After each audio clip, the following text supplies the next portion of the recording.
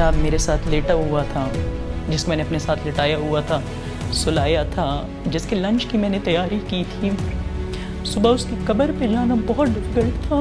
سوچا بھی نہیں ہوتا کہ اپنے بیٹے کی اس طرح ہو جائے گی، لیکن چونکہ میرے اوپر ایک ذمہ داری تھی اس علاقے کی، وہ ذمہ داری میں نے نبھانی تھی۔ ابھی اگر میں پہلے اپنی فیملی کو نکال لیتا تو وہ اس جذبے کے خلاف ہے جو ہمارے خون کا حصہ ہے۔ اور اس کے بعد پھر اپنے ہسبینڈ کو واپس وار زون میں بھیجنا وہ اس سے زیادہ ڈیفیکلٹ تھا، کیونکہ ارتضا تو چلا گیا تھا، یہاں پہ 3-4 دن جتنی جنگ رہی ہے، بس اللہ سے دعا ہی کر رہی تھی کہ مجھے کوئی دوسرا دن نہ دیکھنا پڑے، میں دوسرا لاس میں نہیں برداشت کر سکتی۔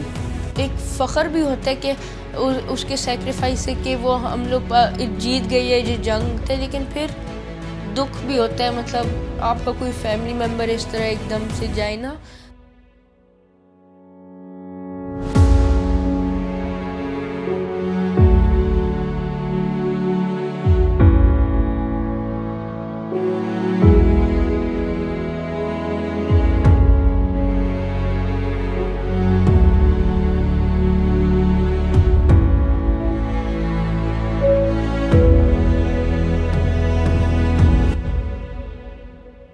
فل آف لائف، مطلب بہت زیادہ کھیل کود کا شوقین، کھیلنا ہنسنا اور ہر ایک سے ہنسی مذاق، دوستی والا بچہ تھا، مطلب جس سے بھی ملتا تھا پیار بہت لیتا تھا، اور یہ کہ ہر ایک سے دوستی بہت جلدی ہو جاتی تھی۔ دونوں بھائی شروع سے ہی بہت کلوز تھے ایک دوسرے کے ساتھ ہی ہنسنا کھیلنا لڑنا جھگڑنا، تو ان کا جو ہے پورا ٹائم ایک دوسرے کے ساتھ ہی اسپینڈ ہوتا تھا۔ ہم لوگ جب وہاں ساتھ اسکول جاتے تھے وہاں پر وہ بڑا مزہ آتا تھا، کیونکہ گھر پہ تو ہوتے تھے وہ تو ہم دونوں بس ہوتے تھے، اسکول میں تو باقی لوگ بھی ہوتے تھے، اس میں بڑا مزہ آتا تھا۔ پرسنلی اس کے ساتھ یہی تھا جو ایک باپ بیٹے کا ہوتا ہے، نہایتی پیار کا، ادب کا اور احترام کا، اور اس کے علاوہ مذاق کرتے رہتے تھے ہم ایک دوسرے کے ساتھ، لیکن زیادہ وہ اپنی ماں کے ساتھ اٹیچ تھا۔ ابھی وہ ہمارے ساتھ ہی یہاں بیٹھا ہوتا، مطلب ہم دونوں ابھی کھیل رہے ہوتے، ابھی ہم دونوں کبھی اپنے نانا کے گھر جاتے کبھی دادا کے گھر۔ سوچ رہا تو ہوں اگر یہ نہ ہوتا تو کتنا اچھا رہتا، لیکن پھر اب کیا ہی کیا جائے، ہو تو گیا ہے۔ جب پہلگام انسیڈنٹ ہوا تو ہم نے دیکھا کہ دشمن نے اپنی فوج کی نقل و حرکت مقبوضہ کشمیر میں کافی زیادہ کی اور مختلف جگہوں پر ایڈیشنل فورس کو کنسنٹریٹ کیا۔ ہم اس کی تمام نقل و حرکت کو دیکھ رہے تھے اور اکارڈنگلی ہم نے جو ہمارے رسپانسز تھے ان کو میچور کیا۔ 6-7 کی درمیانی رات کو تقریباً 12:30 بجے انہوں نے پہلا حملہ کیا، تو جب انہوں نے پہل کی تو ہم نے اپنی جوابی کارروائی شروع کی، اور اس طرح پوری رات میری یونٹ کی تقریباً تمام پوسٹوں پہ مختلف حصوں پہ فائر چلتا رہا اور بڑے بھرپور طریقے سے چلتا رہا۔ یہاں پہ ہمیں کافی ہیوی پیٹرولنگ کرنی پڑتی ہیں، اس ٹائم پہ میری کچھ پیٹرولز باہر تھی، تو فائر کرتے ساتھ ہی ساتھ میں نے آرڈر دیا کمپنی کمانڈرز کو کہ ان پیٹرولز کو آپ ریٹریو کریں، اور اس کے بعد ہم نے فل فورس کے ساتھ ان کو رسپونڈ کیا، اور وہ حملہ اتنا شدید تھا کہ شروع کے 5-6 گھنٹے دشمن کو سمجھ ہی نہیں آئی، اور ان کی طرف سے there was no response. Intensity was so much کہ یہاں کے جتنے بھی آپ لوگوں سے جا کے پوچھ لیں تو ان سب نے یہی بتایا کہ جی اتنی شدید لڑائی ہم نے 1947 سے آج تک نہیں دیکھی۔ اسپیشلی جو پونچھ سیکٹر میں لڑائی ہوئی ہے that was the most intense, اور یہاں پر جو دشمن کی فوجی کیجولٹیز ہوئی ہیں وہ سب سے زیادہ ہوئی ہیں، اور ان کی جو پوسٹیں ہیں وہ سب سے زیادہ تباہ ہوئی۔ 2 سب سیکٹر میں تو فوراً ہم نے اپنی پیٹرولز پیچھے کر لی، لیکن جو میرا تیسرا سب سیکٹر بنتا ہے وہاں پہ ہماری پیٹرول جیسی ہی نکلتی تھی اپنی پیٹرول پوزیشن سے اپنی پوسٹ کی طرف روانہ ہوتی تھی تو ان کا کیو سی آ جاتا تھا، اور مجھے اس چیز کا بھی اندازہ تھا کہ ہو سکتا ہے کہ یہ کاؤنٹ کیو سی ہو اور میری یہ پیٹرول جو ہے ساری کی ساری کیجولٹی ہو جائے۔ اسی اثناء میں مجھے اپنی وائف کی کال آتی ہے کہ ہمارے گھر کے بہت قریب فائر ہو رہا ہے اور مجھے تو ایسا محسوس ہو رہا ہے کہ ہمارے گھر کی چار دیواری میں ہو رہا ہے, ساری دیواریں لرز رہی ہیں.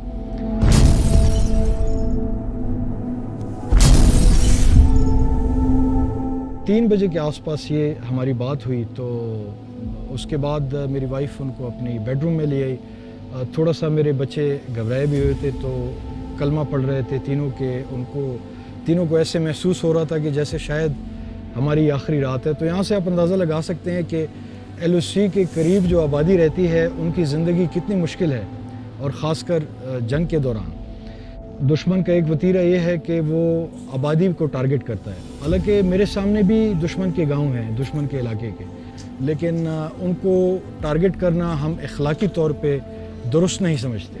اس لیے ہم ان کی صرف پوسٹوں کا انتخاب کرتے ہیں یا ملٹری ٹارگٹس کا. لیکن وہ جب اپنے پوسٹوں پہ ملٹری ٹارگٹس پہ پریشر سسٹین نہیں کر پاتے, وہ ہماری آبادی پہ حملہ کرنا شروع کر دیتے ہیں. میں بڑا انٹینسلی انگیجمنٹ میں انوالو تھا, مانیٹر کر رہا تھا کہ کہاں سے دشمن ہمیں ٹارگٹ کر رہا ہے اور کہاں سے ہم ان کو ٹارگٹ کر رہے ہیں. تیسرے بلاسٹ جب ہوا تو ارتضیٰ جاگا اور اس نے آخری یہ بات کی کہ ماما بابا کدھر ہے, بابا کو کال کرو. تو میں نے اس کو یہ بولا کہ بابا آفس میں ہے. ففتھ بلاسٹ جو تھا اس میں مجھے بیڈ روم کا جو ڈور ہے اس کے باہر مجھے دھواں اور مٹی اڑتی ہوئی نظر آئی ہے. تو اور لائٹس ایک دم آف ہوگی. میں نے صرف فون کی لائٹ آن کی ہوئی تھی, دیکھا تو بیڈ کے ساتھ جو پیچھے دیوار ہے اس پہ خون تھا بالکل اندھیرا گھر میں. تو وہ میں نے اسے آواز بھی کی ہے ارتضیٰ, اس نے جواب نہیں دیا. جب میں نے ارتضیٰ کی طرف کیا تو اس کی گردن پوری تھی نہیں, بس وہ اتنا جلدی اس کا ہوا کہ اس کے ہاتھ میں مطلب اس طرح تھے آسمان میں, وہ نیچے بھی نہیں گئے تھے. 3:50 پہ مجھے وائف کی کال آتی ہے اور وہ رو رہی تھی. انہوں نے اسی آواز میں بس صرف ارتضیٰ کا نام لیا. تو جب انہوں نے نام لیا ارتضیٰ کا, مجھے محسوس ہوا کہ مجھے لگا کہ اب ارتضیٰ شہید ہو گیا.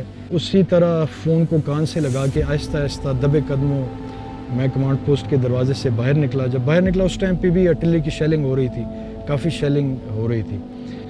پھر میں جب اپنے گھر پہنچا تو بیڈ روم گیا تو وہاں پہ میں نے دیکھا تو ارتضیٰ کی ایک بڑا سپلنٹر آیا تھا جس سے ارتضیٰ کی گردن کٹ گئی تھی. وہ میں مین وائل اپنے کمیونیکیشن ایکوپمنٹ میرے پاس تھا. میں جب گھر بھی آیا تو ساتھ جاری رکھے ہوئے تھا وہ کام. چونکہ وہ میرے دل میں زیادہ جو خدشات تھے وہ ایک پیٹرول کے بارے میں تھے جس کو میں ریٹریو کر رہا تھا اپنی پوسٹ کی طرف, اور یک کے بعد دیگرے 3 QC اس کے پیچھے آئے.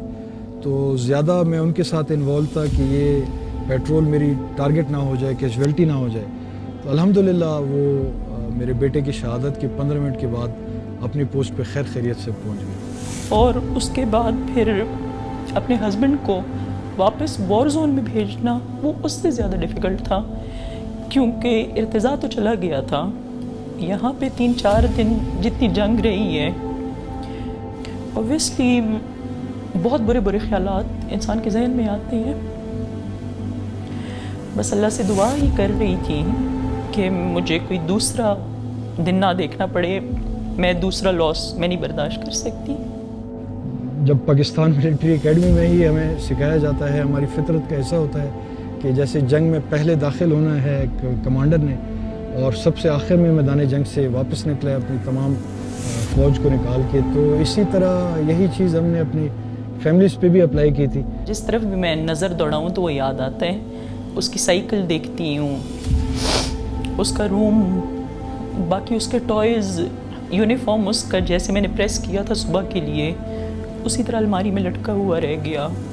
اس بات میں نا میں خود شوق تھا. مجھے کچھ سمجھ نہیں آ رہی تھی. ہم نے جنازہ وغیرہ پڑھ لیا.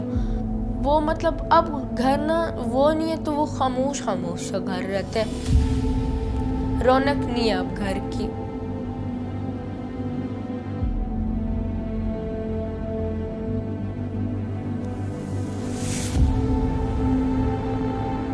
دشمن کو میسج یہی دوں گی کہ although I paid the price, but ہم ڈرنے والوں میں سے نہیں ہیں. آگے بھی انشاءاللہ ہمیشہ ڈٹ کے مقابلہ کریں گے اور ایسے ہی کریں گے جیسے ہم نے بنیان مرصوص میں کیا.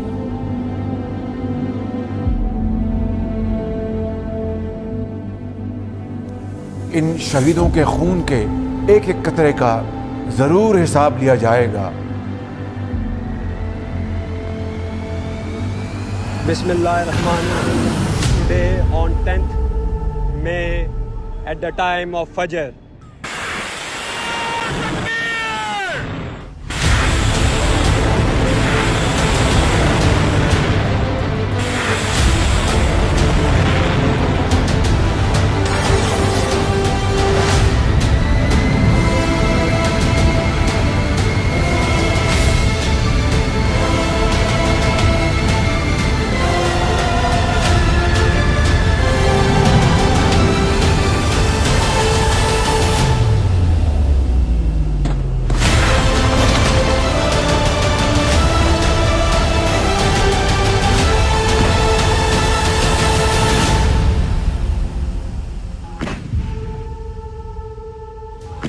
جو ہمارا رسپانس تھا وہ it was not basically against specific event. اس میں جتنے بھی ہمارے کشمیری بھائیوں پہ مقبوضہ کشمیر میں مظالم ہوئے ان کا جواب بھی شامل تھا۔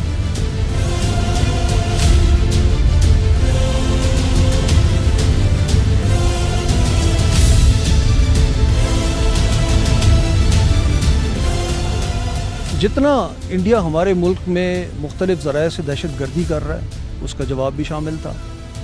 جتنے ہمارے آزاد کشمیر میں ایل او سی کے قریب انڈیا نے مختلف مواقعوں پہ ایل او سی کی خلاف ورزی کر کے ان کو نقصان پہنچایا ہے ان کا جواب بھی شامل تھا۔ So it was a mixed response comprising of all these events. ہماری سینئر قیادت نے ہمیں نہایت ہی کلیئر انسٹرکشنز دیے تھے، اگر جنگ شروع ہوتی ہے تو آپ لوگوں نے ایسے لڑنا ہے، fight as if it is your last day, اور جنگ لڑنے کی کوئی خواہش دل میں نہ رہے پھر اس کے بعد۔ وی آر آل سیٹ کہ اگر فیوچر میں بھی انڈیا کوئی اس طرح کا مس ایڈونچر کرتا ہے تو ہم پہلے سے بھی زیادہ زور سے اس کو جواب دیں گے۔